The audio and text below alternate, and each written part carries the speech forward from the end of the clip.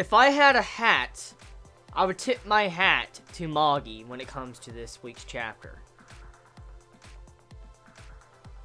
I will say, the uncliche route this series just took is definitely one of the best moments I have seen in Shonen.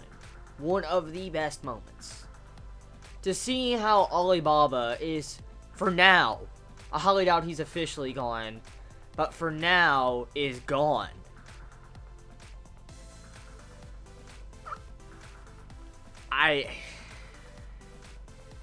I can't believe that the mangaka went that route. Like, this character, Alibaba, that has been with us, long-time readers, new fans, whatever, how long ever you've been with this series, but since the very beginning of the series, Alibaba has been here. He's been a part of the series. And then to see how almost all hope is lost, like, he's gone, he's done, like, it's over. It's sad, because we officially got a character death, kind of, in this episode, or this chapter. I don't know why I'm saying episode, but we officially got a character death in this chapter. Alibaba, he was a great character. He wasn't my favorite, but he was a great character.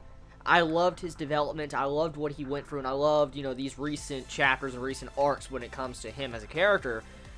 But to see how we just lost him as a character, it makes me sad. It really does, because it's like losing a main character of a series, like a really, really important character. This is like Zoro dying in One Piece, or, maybe Naruto dying in One Piece, completely dying. Just a very important major character in a series dying.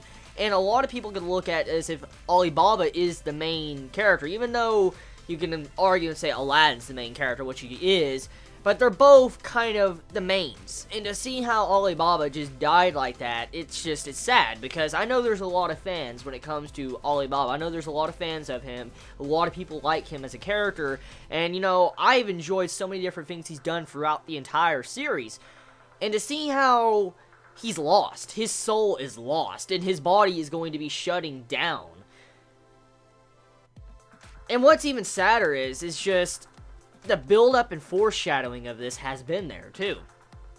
That's something that really surprised me when it came to this chapter. Like, you saw how Aladdin, he was thinking, like, Alibaba would not like this. He would not like being just a shell of himself and being used if Alfalma was to come back and use him like a puppet. He wouldn't like that. And this type of circumstance has kind of been foreshadowed, and that in of itself is shocking, but it's not that.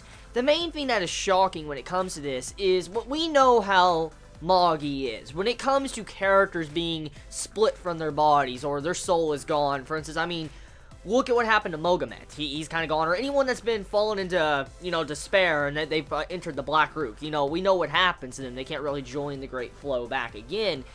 And to see how it was done when it came to this, like, it pretty much lets us know he's done. He's dead. He's gone. He's fucking gone. Unless Aladdin can figure out another new magic, like a new magic no one's ever invented before, to be able to find these hyperspaces where these different dimensions are, open them up and try to find Alibaba. And even then, that's like trying to find a needle in a haystack, because you got to think about all the different layers and hyperspaces, different things. Because, Magi is very complex when it comes to the verse. When it comes to the verse of the series, it's very complex. It has a lot of these different things. Like, it had the physics, it had the lines with the vectors and stuff, and we got to see how freaking Solomon was grabbing physics and fucking manipulating the dimensions itself. He was bending physics. And we know that Magi is a very intelligent series. It has a lot of these different layers of worlds and different things like that. And to see how this was done when it came to this, and how he's gone, pretty much almost all hope is lost. And what's even scarier about this is that the magic that was used on Alibaba was similar to what happened to the god. The old god. And to see how he's similar magic cast him aside, it's scary. We kind of find out how Belial is different from all sorts of others. And why he should never be used by someone that wants and seeks destruction, like Hakuru. And to see that, what's even sadder when it comes to this chapter is just to see the gradual progression in this chapter as Aladdin as a character breaks down. Like, the way he breaks down. When you see these panels, the way the panels are done, fucking amazing. Fucking amazing. I have to compliment that right now. The way the flashbacks were done, when you see how Aladdin was looking through the Rook, and you just see him going back in time, you see all these different memories, which could be kind of considered flashbacks in the chapter. The way the flashbacks were done, as Aladdin was searching through all these memories of different answers and so many different things of what he could possibly do, and he reaches a conclusion to where no matter where he looks, after going for a span of 5 days without any rest, and even longer than that, trying to find answers and can't find any answers at all, it just goes to show you his desperation, how hard he tried to find Alibaba, how he could fix this, and he can't. And that's so sad, seeing that the slow breakdown of Aladdin throughout the entire chapter, as he slowly breaks down as a character because he realizes he can't save the very person that is his friend, like one of his first friends in the series. That's sad. So sad. It's fucking sad. So, personally, Magi is definitely a series that overcomes the standard tropes of shonen.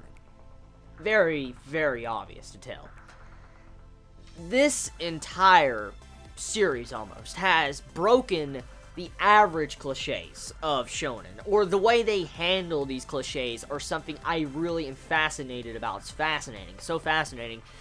And to see how it did that with this arc, the last arc, the arc before that, you know, even the Mogamet's arc, just so many different arcs, how it does some crazy things that you don't normally see in shonen, or the way the power system is displayed. It's so crazy, and it makes me respect this series so much when I get to see a chapter like this. Like, it's so shocking, because when I read something, back in the past, I knew it was good. I used to get hyped over some certain things, and I was like, oh, this is fucking good. Like, it's a very good chapter, it's a very good episode, and stuff like that. But at the time, I didn't really realize the merits behind certain quality when it came to series. Like, you know, the difference between quality and just enjoying and stuff.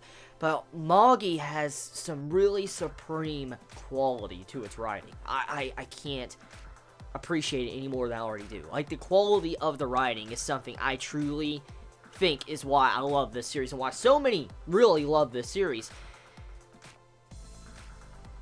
I appreciate quality writing, and this was some quality writing in this chapter. That's exactly the best way to explain this chapter. It doesn't feel like a standard conclusion to this arc. Usually, if this was a standard series, a standard shonen, seinen, whatever, you know, just a standard manga or anime, the main male character would have been saved in this chapter. You know, everything would have been fine, he would have been fine, and they wouldn't have given this desperation in this chapter. Get to see the desperation of Aladdin. The way that was done, oh my god. Oh my fucking god. That was just so good. So yeah. This is how you make a chapter. This is how mangakas should make chapters. Put a lot of effort into their chapters. Like, I'm not saying every shonen, like, I'm not saying specifically what shonen does, and I'm just saying, when it comes to writing, this is stuff I like to see. I love seeing this. And I'm appreciating this series more, and more, and more, as I see it unfold before my very eyes. Like the chapters. Holy crap. So that's it. That's all I want to say. If you don't know what I'm getting at, I don't know what to say. Just this series, and then this chapter alone explains it all. The flashbacks, to the artwork, to the way it was done with Alibaba and Aladdin, to the way the world has been built up to this very moment with the foreshadowing. You know that this is like pretty much the end of the line for Alibaba, for now. Maybe for another 100-something chapters before the end game of the series, before the series is completely done, because it's very obvious he's going to be gone for a very long time. So tell me your thoughts. You all have a wonderful day or night wherever you live. Please be safe. Chibi out.